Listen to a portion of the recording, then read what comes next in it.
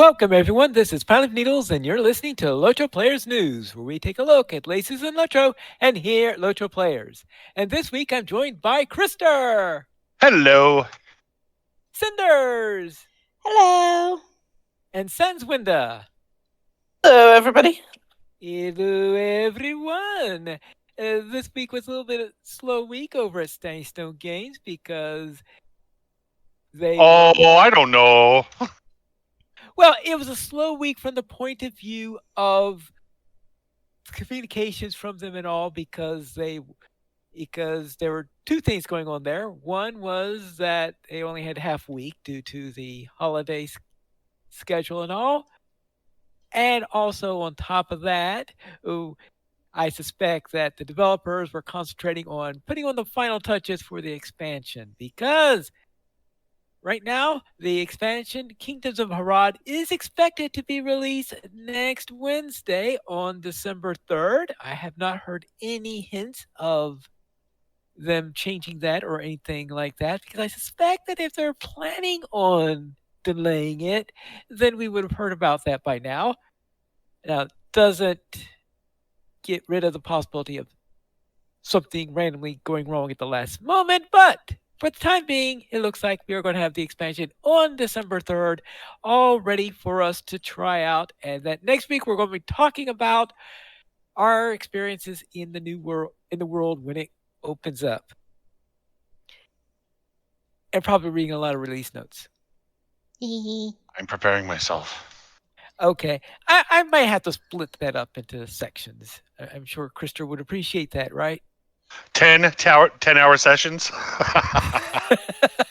Probably not really. I'll try to make it shorter than that. Yes. We want to make sure that I am through with reading the release notes before the end of the year. Yes. Now, the other announcement this week was not by Stone Games so much, but as to one of the communities, and that is that over on Glamdring, it is time for Winterfest 2025. The Crick Hollow holiday season tradition comes to Glamdring for its second decade with featured performers from all over Middle-earth. Come join us for 3 days of music, fireworks, and fun.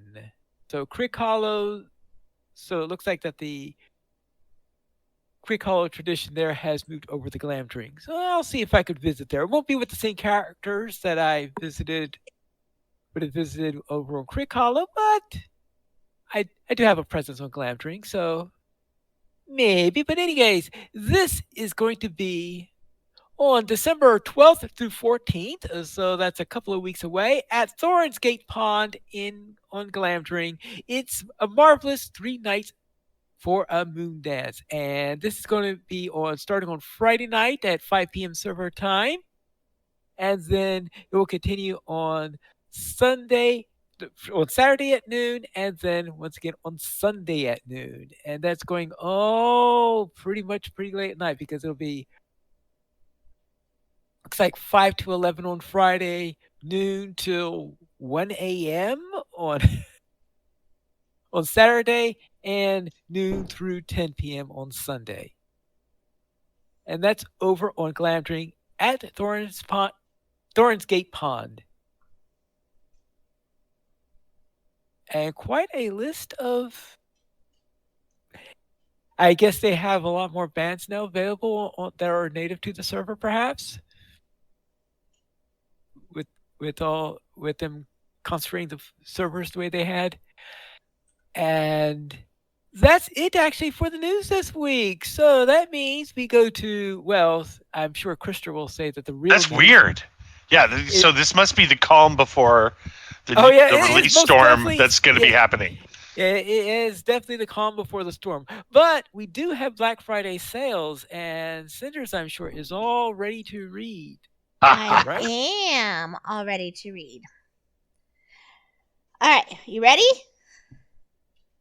Yep. Now, through December 2nd, find deep discounts in the LOTRO store and LOTRO Market. Black Friday deals in the LOTRO Market include getting up to 85% off select expansions in the LOTRO Market, 85% off Mordor, 80% off the Ultimate Fan Bundle for Minas Morgul, War of Three Peaks, and Fate of Gundabad. 70% off of the Collector's Edition for Minas Morgul, War of Three Peaks, and Fate of Gundabad.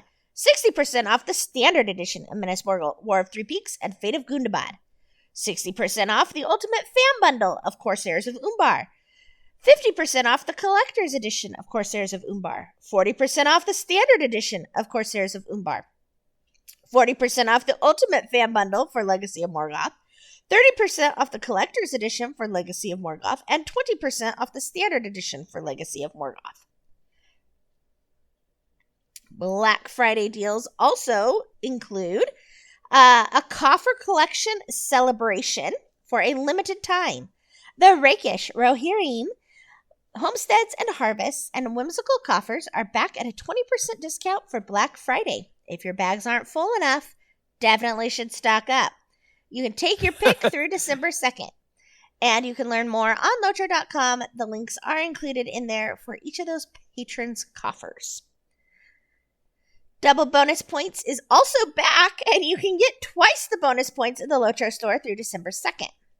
And the more standard sales, available for a limited time, 35% off of select Valar packs in the LOTRO store, as well as special deals through December 2nd for 75% off all stat tomes and bundles, 50% off all mounts, mount bundles, and writing traits, and 40% off all shared wardrobe and shared storage space.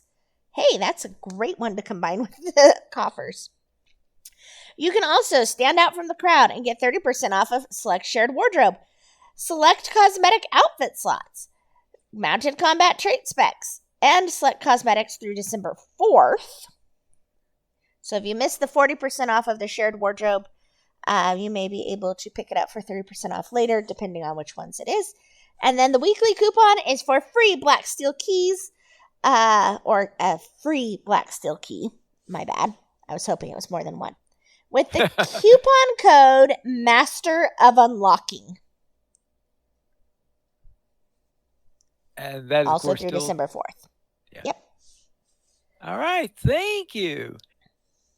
So then let's go in and let's see what we're doing in our weekend gaming. Krister, what were you up to? Well, I just want to give a shout out to my backspace key. It's my push to talk key, and so I insert backspaces into everything I do. So I just got frustrated with myself. So I just wanted to, did a little bit, but not a lot in LOTRO this week. But I like to craft the old-fashioned way. So I go to the Bree Crafting Hall. It's just the place I do stuff. And I love my outfit where I have the glitch helmet, where it's the covered cowling on my head, and it's empty. The armor is empty. You can see the back of the chainmail on the back of the head if you look through the front visor. And so I love it because I can see people. I can almost see, you know how you can inadvertently turn to somebody. So it's been kind of funny to see that people are. You can just. I feel like can sense when they realize, hey, that guy doesn't have any eyes. Hey, he doesn't have a head. What's going on? So I'm going to take that glitch with my to the grave with me. I don't want anybody else to figure it out, and I love the effects. So I've been having a little. I have fun with my cosmetics thing, and I don't know if I ever told you guys, but I was really into the role play when I first started playing LOTRO. And so Krister's kind of thing was that he'd led a force of Brelanders in some battle and everybody died. And then he would, he basically kind of is one of those guys that hovers between the world of the living and the world of shadow. And so he'd find these souls and he rescued them and brought them to their, their for eternal resting peace. And so I would do this thing where I would go out to the Barrow Downs and I'd do a ritual at the big pillar where he would summon a ghost and then do this thing where he's, releasing the ghost and freeing it. And I was thinking about just doing it again, just for nostalgia. The most times when I did it, nobody was around. But every once in a while, you'd have somebody wander by when you're doing it, and I just love that moment where they're like, what's going on here? So I was thinking of reviving that. And then, so that was what I was pondering this week. And then I played some ESO, did some Enshrouded, where, frankly, I'm kind of a big deal in Enshrouded. I just have to put it out there. I'm pretty amazing. I rescue people. I save people. I'm basically setting myself up to get shot down here. Yes. But and we defeated the dragon, which was a big deal. We had a frustrating, humiliating, irritating, running out of resources type of defeat, and then we came back from it. We proved that we can manufacture highly complex things, although I think all of us have suffered some kind of permanent mental damage through the process. We rallied our forces, and we were victorious, and it was a very satisfying victory. And I think we're still just kind of flush with victory. And then, of course, I'm still working through my problems with Megabonk. Megabonk needs to be Megabonked. And then I've been working on my pen and paper D&D adventure. And so now I've had expanded a bit. So now I'm going to give them 3 options. I have 3 artifacts. There's a scarab from ancient Egypt. There's a surviving Aztec scroll. And then what was the other one? Oh, there's a jewel from this strange country in Eastern Europe that supposedly is the soul of a vampire. And so I'm going to give them, I decided I'm going to have an adventure where I propose the 3 artifacts and then see which artifact they pick. And then I'm going to build the adventure off of that. And so that was my week in gaming. Cinders, what are you up to? Oh, I'm sorry. Go ahead. Is there such thing as an Aztec scroll? Maybe not, but you know what? This is Boot Hill. So in Boot Hill, an Aztec scroll can exist. Yeah, it's a Mayan scroll. Probably would be a better, maybe more realistic interpretation of that. But anyways. Well, I was thinking more of a tablet or something like that because I thought they tended to write their stuff in stone. I thought I'd seen something about when the conquistadors came over. You're right. I don't know what the form was. It could be something from something written down. Yeah, because I thought they had destroyed a bunch of. No. I thought the conquistadors had destroyed a bunch of artifacts that they had, or they'd recorded things. I just can't remember what the medium is now. Because you're right. I don't think it was a scroll. It might have been it might have been a scroll, or things that are written in stone or on metal or something. Whatever. It's just because conquistadors did destroy a lot of that stuff. Yes. Yeah. Yes. They just destroyed a lot of stuff generally. Yes. Yeah. Yeah. So been thinking about that. It's going to be a lot of fun. I hope we have the energy we're looking for is kind of an Indiana Jones type of adventure. So a lot of action. Hopefully some shootouts with some appropriate enemies, but yeah, so Cinders, what were you up to? Before we move on to what I was up to, I want to circle back to you being a big deal in Enshrouded. Sam says, so Krister is basically Gaston in Beauty and the Beast. That was precisely my response. Well, let's just face it, I'd just be the candelabra. He's just walking around and singing to himself the whole time. and just managing everything. Okay. My week in gaming. So I played LOTRO with Pineleaf and the guys on Thursday. We got mixed up on who had done what quests, so we kind of ran around trying to do 3 different quests. But it was the same quest. We were all just in different spots. We just thought we were in different quest lines. We got that sorted out, got through all of that, and went into Sarkforn, and we decided to attempt it as 2-mans. So we split our group of 4 into 2 2-man groups. And I took Ost, and so we ran a captain and a hunter through. without any problems. And then Pine Leaf and Sam went through on a Guardian and Brawler. And I don't know if Pine Leaf's going to talk about that later. He is not, so I will tell you about it. And they bugged the instance. Yeah, I think So- we actually had too high of a DPS. And it was quite interesting, but I think they might still need to complete Sark 4. But No, we finished it. oh, you did finish it? Good. Yeah, but Austin, I got through without any problems other than I didn't actually read the quest text, so I left and had to come back. To go back in the other room. Because why? I don't know. And then yesterday afternoon, I ran around with the academy, and we did Pine Leaf's favorite activity. 3 guesses, and the first 2 don't count. Really? Nobody's going to guess? Skirmishes! And opened up a whole bunch of deeds. And then in Enshrouded, we defeated a dragon. Oh, yeah. And I was an awesome tank. And I hid behind a big rock. And I only got lit on fire once. And I put it out. And I survived the dragon's fire and went flying to see the dragon up close. And missed and landed in... died. So, I died after the dragon died. Actually, that's a thing in Enshrouded Pine Leaf. Is there's a lot of moments where, Sans and I will be sitting on a tower somewhere talking about things, and then, whoop, you'll just see cinders fly by on her way down into the mists of death, and Usually go, with an accompanying commentary. all right, so I think Cinders missed the tower. Cinders is not known for great aim and coordination.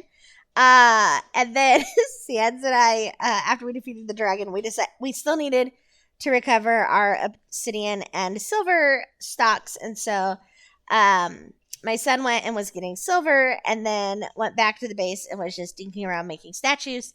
Sans and I decided we were going to epically quest for obsidian, and we never got there.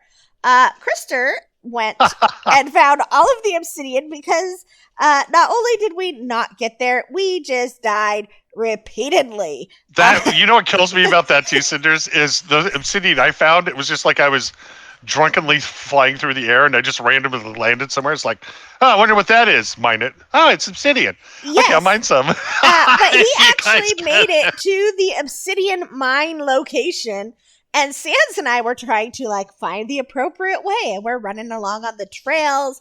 We beat a Cyclops. Then we got killed by 2 raiders, so then we beat the 2 raiders, and then we got promptly killed by 2 more raiders, and then we beat those 2 raiders, and then we discovered that we'd gone in the wrong direction, so we turned around and we went back and went up the trail the correct way, and we flew over and were probably killed by more raiders. We decided we would run back, get our stuff, and just be done because Krister had collected enough obsidian. And so that was our epic adventure into death and destruction, and I am probably never going to live it down, but at least I didn't get a jump scare in the middle of this session where I audibly screamed in surprise because something came out of nowhere and got me. So, Sans, how was your week in gaming? Well, I did some skirmishing and epic questing with the academy, and I was really enjoying being a lore master in a group of lore masters.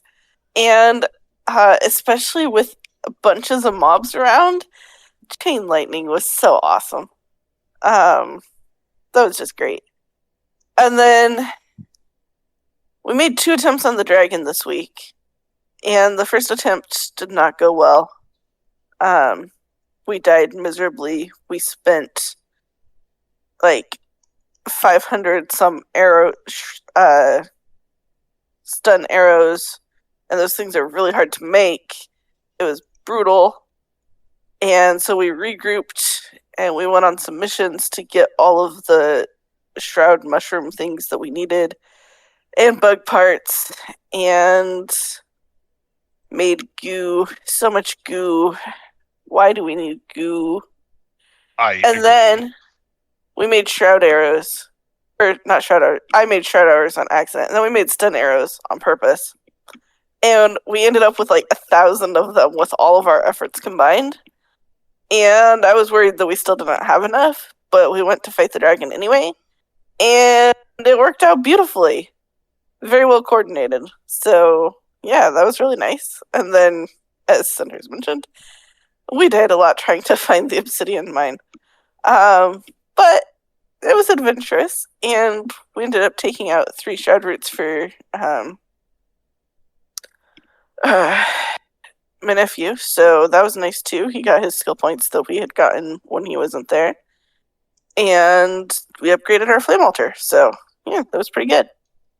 And then I did some questing and exploring in ESO and got some event tickets, because right now doing dailies in a couple of the zones, Vernonfell, Clockwork City, and Somerset will give you some event tickets. And that was pretty fun. Did that with the whole crew on Wednesday night, and then some more with Guare, and actually got to see some more of the Somerset story too, which was pretty cool. And that was pretty much my week in gaming. How was your week, Pineleaf? All right, I will begin with my lore master. I was dusted off my cap level lore master with the plan of getting that character ready for the expansion, because I'm thinking that that's probably going to be my first character I want to take through the new material. So got all that ready, and I ran that on Friday Night Fights so that I could be used to what the character can do, so that I don't completely fumble when the servers open on Wednesday and they open up the new location, and that I can actually start questing. Now in DDO,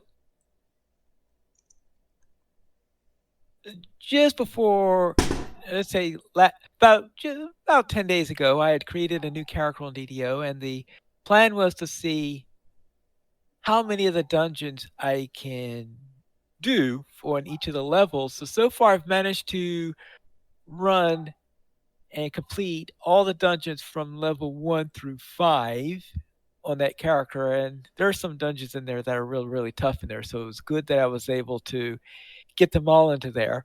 So I was running a lot of DDO and going through a good number of dungeons, and at the same time working on an event that they have. They currently have a world event called Symphony of the Fae that I've been working on in there. So I've been sort of like doing those two items together.